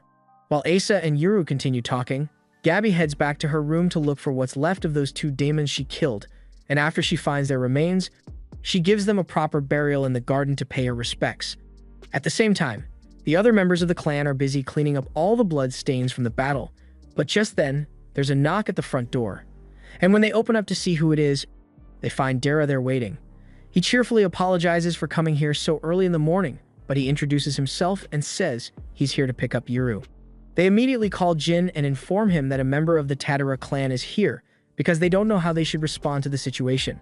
Jin is just as surprised as they are, but Yuru kind of expected Dara to come looking for him sooner or later because he has been gone all night and he didn't even tell him before he left. So far, Asa has told him that she fully trusts the Kagamori clan, but Jin also said that the Kagamori clan was a real pain in the butt, and he also has connections to Higashi village, which lied to him for years and attempted to kill Asa. He's not sure who to trust in this situation, so he decides that it would be better to hear both sides out at the same time. Thus, he asks Jin if he can have Dara come to the front gate so they can all talk together. Jin tells the guards to take Dara to the front gate, and he instructs them not to attack him under any circumstances even though he's a Tatara. The group then starts heading toward the main entrance to meet Dara, but along the way, they end up running into Asuma, and he can see that the manor is pretty badly damaged, so he wonders how this happened. Jin explains that several daemon wielders broke into the manor last night trying to kidnap Asa and Yuru, and considering how much noise they made, Jin finds it odd that Asuma didn't come down to help at all. He asks him what he was up to, and Asuma says he was simply sleeping, but Jin finds it even harder to believe because there's no way Asuma didn't hear all the commotion with that excellent hearing of his. A little while later, Hager comes out of his room, and he is also surprised by all the destruction here, but in his case, Jin understands why he didn't come out to help since he was probably passed out from the all-nighters he pulled to meet the deadline. He asks what happened, and he is informed that they were attacked by demon wielders who were after the twins, and when he hears that, he immediately asks if Asa is okay, so Asa tells him she's perfectly fine. And the same goes for Yuru as well. Hager is pleased to finally get a chance to meet the second twin, but just as he's introducing himself to Yuru, he sees left and right staring down at him, and he is absolutely terrified because they look really scary. They eventually make it to the front of the mansion, and a few moments after that, the boss's car pulls up because he is finally back. But to everyone's surprise, they see Dara get out of the car with him. Dara explains that he happened to run into the Kagamori boss at the front gate, so he offered him a ride here since he's Yuru's guardian. Gonzo goes over to Yuru to greet him, and while he's doing that, Jin is giving Dara the side-eye because the Tatara clan is notorious for never showing themselves while performing their duties as liaisons to the Higashi village, so he doesn't understand why Dara is being so casual about stepping right into enemy territory. Left and right are also pretty confused by this, so they ask Yuru if he thinks the Kagamoris and Dara are actually working together, but Yuru doesn't think that's the case, since he can sense that both Gonzo and Jin genuinely want to kill Dara right now but are holding themselves back. But their relationship isn't really important right now. So Yuru gets straight to the point and asks Dara why he didn't tell him that he can gain the power of Seal if he dies like Acid did. And he has the same question for Left and Right because they must have known about it as well and didn't tell him either. Dara admits that he intentionally kept the information secret from Yuru, but that's because he's a kind and caring brother, so someone used Asa as bait to blackmail him. Knowing that he could gain power if he dies, Yuru probably wouldn't hesitate to kill himself. And knowing you can die once and be fine makes it a lot easier to be reckless. Left and Right agree with Dara and also add that there's no guarantee that he will be able to come back to life either, because they recall that from the pair of twins born 400 years ago, one of them died and failed to revive, so it's possible that the same might happen to Yuru as well. That revelation made everyone quite tense, so to lighten the mood a little, Gonzo invites everyone inside for some breakfast, and he even promises not to poison Dara's food while he's here, so Dara agrees to take him up on the offer. However, When they enter the manor, Gonzo realizes that the main hall is an absolute mess, so Hikaru asks him if he would like him to fix it, and Gonzo implores him to do so. Hikaru then steps up, and after taking a moment to think through what he needs to do to fix all this, he activates his daemon's powers, and with a wave of his hand, he erases all the damaged parts of the building. Then with another wave, he reconstructs the mats and walls, all in a matter of seconds. Both Dara and Yuru are amazed by this since they've never seen anything like it, so Hikaru explains that his daemons are called Whiteout and Ink, and when he wants to fix something, he uses Whiteout's power to draw over it, and then he uses Ink's power to fill in the details. It's an impressive power, but it requires a lot of imagination and visualization, so Haggar is only able to use his power effectively because of the creativity that comes from being a mangaka. But Yuru has no idea what a mangaka or manga even is. He knows the Kagomori family is involved in a lot of brutal stuff, and it would cause a lot of controversy if people found out he was a part of the family, so he uses the pen name, Haggar, to avoid getting cancelled. Now that Hikaru mentions his pen name, Dara realizes that he has seen that name credited in a bunch of films as the original creator, so it looks like Hikaru's manga must be pretty popular. But Dara had no idea that he would be a Kagomori. Hikaru explains that he's the oldest son of Gonzo. Asuma is the second born, and Jin is the youngest, but that comes as a huge surprise since Jin looks way older than the rest of them. Asuma adds that Hikaru is set to become the next clan head, so they'd all benefit from cultivating a friendship with him. But Hikaru doesn't like the idea of being put in charge of this shady clan, because unlike Asuma and Jin, he still has a decent set of morals, and he doesn't want to get mixed up in whatever it is that they've got going on right now. Dara notices that a few of the spots Hikaru fixed are pretty monochrome, so he asks him if it's going to be alright, and Hikaru tells him that he doesn't need to worry about it since the natural colors will bleed into it over time, so it will go back to normal. But now that he's taking a closer look at it, he realizes that he messed up the reconstruction because he forgot to add any wear and tear on the new parts of the building to make them look as natural as possible, and now he wants to redo the entire thing. But Gonzo tells him to just wait until they are done with breakfast first.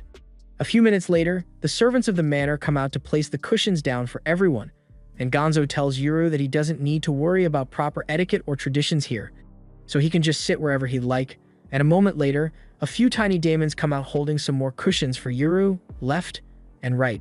Left and right are surprised that they are also being given seats even though they are demons, but Gonzo responds saying they are all his guests, and all guests are treated equally in this manner. Once everyone is seated, they all begin eating, and Jin is the first to break the silence by asking how Dara managed to find out that Yuru was here in the first place. But Dara says that's a trade secret, so he can't tell them. Jin then mentions the fact that the mansion was attacked by several daemon wielders last night, and he wants to know if he was the one behind it.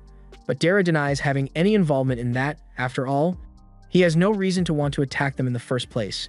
Jin finds that hard to believe, especially since the assassins attacked immediately after Yuru showed up, and that can't be a coincidence. On top of that, Jin has heard rumors that the Tadara clan specializes in slipping through barriers, so he believes Dara is the one who helped them get past the manor's barrier.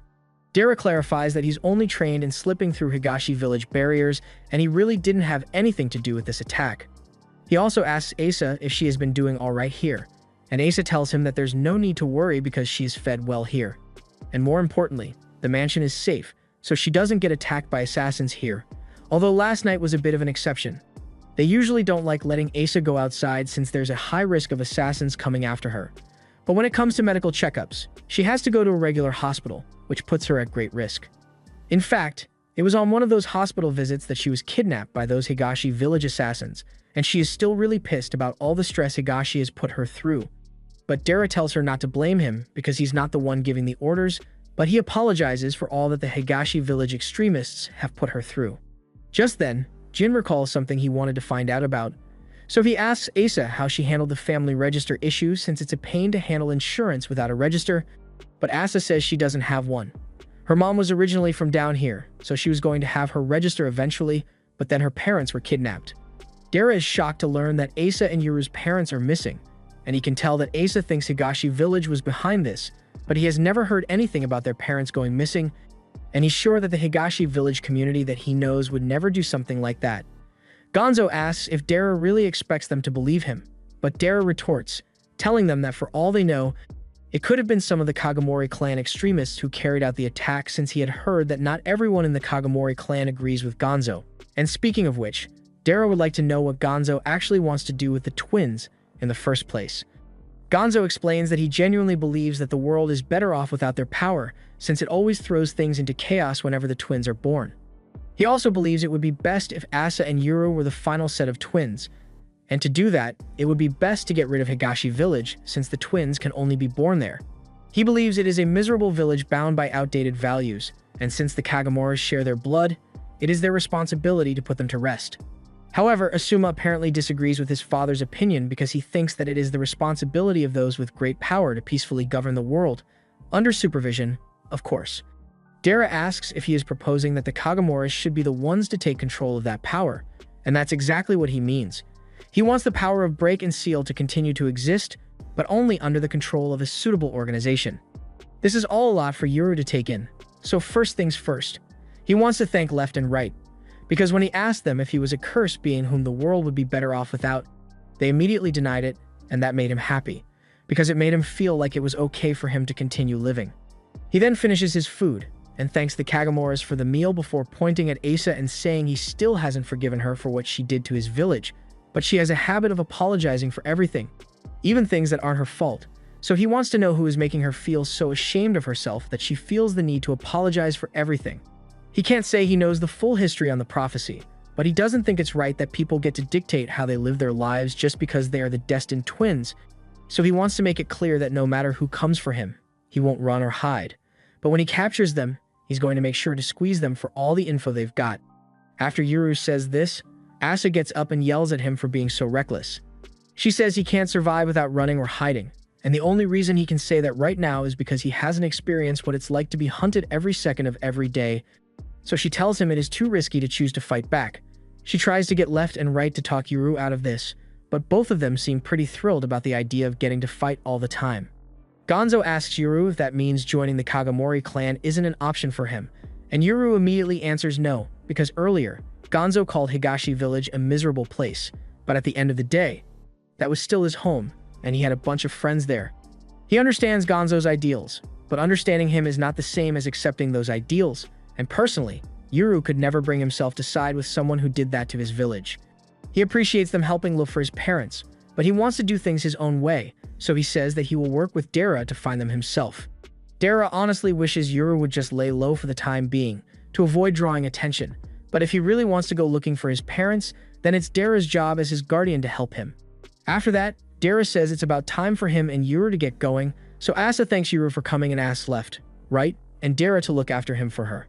They then head out to the front gate together, but as they reach the threshold, Asa says she can't go any farther because it's dangerous out there, and she's worried that assassins may attack at any moment.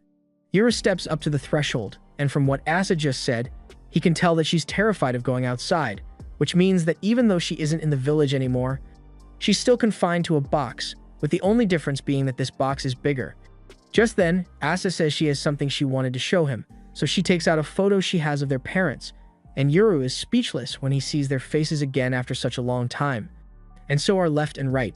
They don't understand how it is possible to draw such a detailed picture on a little block, but Acid explains to them that it's a photo, not a drawing, and to demonstrate, she asks Yuru to pose with her before taking a picture together. Yuru is amazed by the fact that photos are able to capture moments so perfectly, and Asa is just happy that she managed to get a picture with Yuru.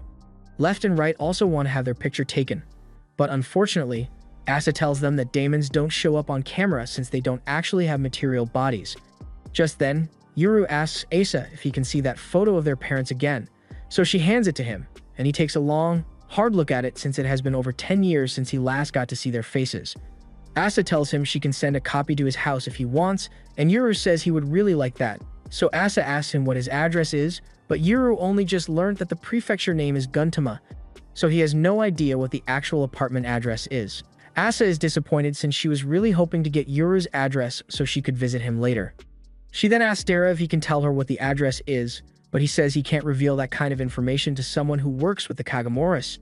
Jin mentions that it would be nice to have a way to contact Yuru in case anything happens regarding the investigation into his parents' disappearance, but Dara doesn't feel comfortable giving out his phone number, so instead, Jin hands him a business card for a bar and explains that it's one of the businesses owned by the Kagamoras, so if Dara heads there, he can ask them to get in touch with Jin for him. The group is now about to leave, But just before they do, Asa tells Yuru that their parents had intended to take him as well, but Granny Yamaha got in their way, so they could only manage to grab Asa before they ran away. Hearing that means the world to Yuru, since it means his parents really didn't abandon him, and that's a massive relief. He says just hearing those words made coming here worth it, and before he finally leaves, Asa runs up to him and gives him a hug, telling Yuru to take care of himself. She then says goodbye, and as soon as she leaves, Yuru falls to his knees because he can't believe he let his guard down like that, but the way Sagami placed her hand on his back confirmed at least one thing: that girl is most definitely his sister, and he is frustrated that he has been kept away from her for so long. Meanwhile, inside the mansion, Jin is thinking about following Yuru back home to find out where he lives, but Asa tells him not to because she doesn't want to break Yuru's trust. However, while Jin agrees not to, Asuma has already sent a familiar to keep tabs on them. As the group is walking back, Dara realizes that Yuru seems a little upset after everything he has learned, so he decides to try cheering him up by showing him around town so he can see the wonders of the modern world.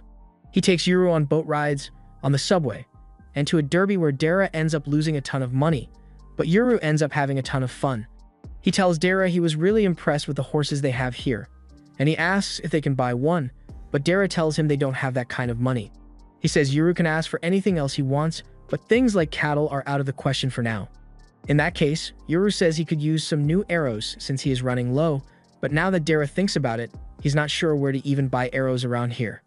Yuru tells him he can make arrows himself as long as he can get his hands on some materials, and if materials are what Yuru is after, then Dara knows the perfect place.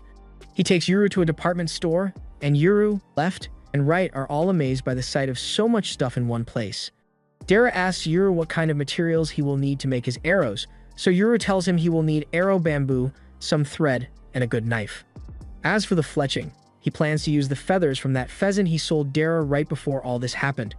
Once they have everything they'll need, they head to the checkout, but as the lady at the counter is ringing them up, she notices left and right standing behind Yuru, and she's too terrified to say anything, so she just keeps ringing them up and acting as polite as possible. And after they are gone, she tells her manager she wants to take a break because she's starting to hallucinate. Left and right mention to Yuru that the woman over there seems like she could see them, but she doesn't seem like a daemon wielder, so she's probably just a person who happens to be able to see daemons. Before they leave, Dara suggests they should pick out some new clothes for Yuru, and more importantly, some underwear as well. Yuru doesn't really understand these underwear things because his loincloth works just fine, but unfortunately, Dara doesn't know where to buy loincloths, so Yuru is going to have to get some of these instead. Speaking of underwear, this reminds Yuru of something, so he tells Dara that when he used to go hunting out in the mountains, he would sometimes get attacked by bandits, and he would always kill and bury them. But he did think it was odd that the bandits were always so clean. They didn't have any of the dirt on them that you would expect from someone who lives in the mountains, and on top of that, Yuru recalls that the bandits were wearing these kinds of underwear as well. He can only assume that they came up the mountain specifically to kill him, but Wright thinks it might have been the village sending those assassins and pretending they came from down the mountain. After all, they'd lose credibility if Yuru ever found out that the people who tried to kill him came from the village. However, if Yuru were led to believe that an outsider killed him and he gained seal, he would still place his trust in the village. Yuru says they don't know for sure that the bandits were sent by Higashi village, but he also doesn't trust them after everything that has happened, so he will keep looking into it. Dara informs Yuru that aside from him, there are only a few other people who know how to get through the Higashi village barrier, and that narrows the search down a lot. Left asks Yuru if he plans to attack them, and he confirms as much, saying he wants to take the initiative in hunting them down. But speaking of hunting, Yuru mentions that there are currently 3 people tailing them since they left the Kagamori Manor. Dara had already figured out as much, which is why he didn't want to head straight home. He's not sure if they are from the Kagamori clan or not, but he tells Yuru to stay cool and not let them know that they've been spotted for now. Yuru understands, but just then, he asks Dara if it was really okay for him to take those photos back there because now the Dara have a record of what his face looks like. But Dara says he's not too worried about it because he already expected his face to get leaked. After all, the Kagamori Manor likely has a ton of cameras all over the place. Meanwhile, over at the Kagamori Manor, Asa is busy looking at the picture she took with Yuru because she misses him so much already. But she hates looking at Dara's face in the pictures, so she edits him out of them. A few moments later, Jin comes over to her and asks if he can have the pictures she took of Dara because he'd like to have some references so they can keep an eye out for him. But Asa tells him she doesn't have them anymore, which leaves Jin a little shocked, but there's nothing he can do about it now. So he decides to go check if the cameras by the front gate are still functioning to see if they picked up any images of Yuru's face. A little while later, they all gather in a room to interrogate the intruders who survived, and according to what they said, they had no idea what they signed up for. They were both just looking for some mercenary jobs to make some money when they were contacted to participate in the attack here. They eventually show their phone call logs as proof, and from the looks of it, they were contacted roughly 30 minutes before the attack began, so it makes sense that they really don't know anything. Still, the fact that they were able to get into the manor at all is rather concerning since there's a barrier in place that prevents anyone from entering aside from members of the clan and those they invite in. They ask if there was any member of the Kagomori clan waiting at the entrance to let them in, but Tachikawa says there wasn't, the west gate was just completely open. When she says this, Gonzo can't believe it because there is no west gate into the manor. There's clearly something going on here, but to make sure she isn't lying, he asks Fuyuki to investigate her thoroughly. Fuyuki then summons his demons and has them grab Tachikawa's demons. Tachikawa yells, telling him to stop, but Gabi reassures her that Fuyuki isn't going to kill her demons, so she doesn't need to worry. Fuyuki's demons allow him to identify all relevant information related to the owner of the demons he holds, so his book begins reading out everything about Tachikawa, including her full government name, her address, her browser search history, and the fact that she only took this job to pay for her mother's expensive medical bills. After that, Fuyuki realizes that it may be a bit insensitive to read all the information out loud, so he just flips through the book instead. And after learning everything he needs to know about her, he moves over to Hamura. He also learns that everything Hamura said earlier was true, and like Tachikawa, he was only working this job to earn extra money, but in his case, it was for a gambling debt rather than medical expenses. Now they know that the two were telling the truth, and they really aren't connected to the mastermind of the operation at all, so they are cleared of any further suspicion. And now that that's settled, Gonzo tells them that if they are truly in such desperate need of money, then they are free to work here at the manor. Both Tachikawa and Hamura are surprised to hear him say that, and they are grateful for the offer, but they ask if he really isn't going to punish them for attacking his home. Gonzo tells them the amount of work they are going to have to do will be punishment enough, which sounds terrifying to them, but he's not a complete monster, so he is still going to pay them salaries. He also offers to cover all of Tachikawa's mother's medical expenses since he understands that she was working for her mother's sake, but Hamura is on his own with his gambling debt. He tells them they can start their work by cleaning up this mess they made, and as he is leaving, his bodyguards ask him if he's really sure it's okay to leave those two here. Gonzo says there's no harm in it since they have all of their personal information and there's nothing suspicious about them. Plus, it will be beneficial to keep them around as expendable soldiers if necessary. He also says that once the mastermind of the operation is found, they are to be killed along with anyone associated with them. Meanwhile, the others start working to clean up, and Hamura asks Asa if she could return his daemons to him. Asa asks him if he has finally chosen proper names for them, and Hamura has actually given it some thought, so he says he will call them Ohaji and Deifuku. The others think it's pretty funny that Hamura came up with such cute names, and since he seems to have come to understand that daemons should be treated with care, Asa asks the two if they'd like to go back to him. However, they are still holding a grudge against him after how poorly they had been treated, so they immediately refuse. In that case, Asa says she's going to hold on to them a little longer, and speaking of which, Gabi asks if Break is okay with Asa having those two as her demons. Asa says Break hasn't made any complaints yet, so they must be relatively compatible, and if that's the case, then Gabi asks why Asa doesn't just keep them, since it'd be nice to have even more protection on her side. After all, they never know when the enemy might strike again. Meanwhile, over at the department store, Dara and Yuru have just finished shopping for a new set of clothes and shoes for Yuru, and now they are leaving the store, but it looks like they are still being followed, so they may have to fight back soon. Speaking of fighting, Yuru apologizes to Dara because he took his machete without asking and left it back at the Kagomori Manor, but Dara says it's not a big deal since they wouldn't be able to walk around with a machete in the first place without the police stopping them. Besides, if it's weapons he needs, Dara's got a whole stockpile of them back at his old base, and he's been meaning to restock for a while now, so he decides to stop by and arm himself. Left and right ask him if it's a good idea to head to his base while he's being followed, since they'll find out the location, but Dara says he was actually planning to abandon the place, so it won't make a difference if they find out where it is. They end up taking several turns to get to Dara's house, and Dara warns Yuru to make sure to stick close to him so he doesn't get lost. They eventually arrive at Dara's old house, so Dara heads inside, and he tells Yuru there's no need to take his shoes off since they won't be here long.